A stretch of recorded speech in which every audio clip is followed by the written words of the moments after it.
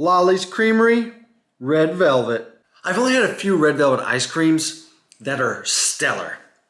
Ample Hills' Oscar Knight really comes to mind.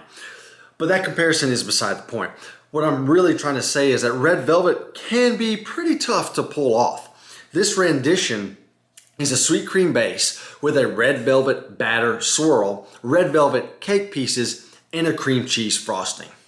There's just too much going on in terms of mix-ins to get a true taste of the sweet cream base. Not really a complaint in this case, I'm just saying. It more or less is serving as a background for the mix-ins. But it is a high quality premium ice cream with a nice creaminess to it. Now I'm going to take some of the blame of what I'm about to tell you next. The red velvet cake pieces, no bueno.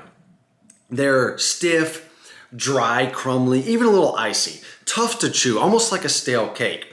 So this has been in my freezer for quite a long time, since probably around early March. So I will take some, I might actually take most of the blame. However, you all know how many pints I've scooped in my time, and I truly believe they should hold up a little better than this. The flavor of the cake and swirl sort of just blend together. I can't actually see the red velvet batter swirl, but the edges of the cake are denser and gooier.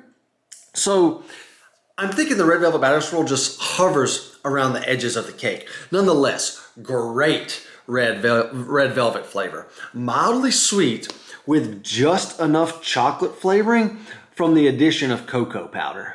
What's red velvet without cream cheese frosting, right? And this is where most pints take the downturn.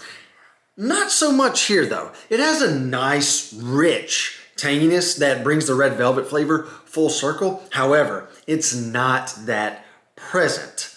So you don't get that thick, gooey, frosting-like texture you normally associate with cream cheese frosting on a red velvet cake.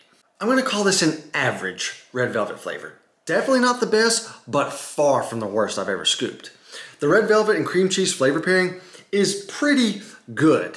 And I'll even leave out the textural issues with the cake when grading this, since it sat in the freezer for quite a while.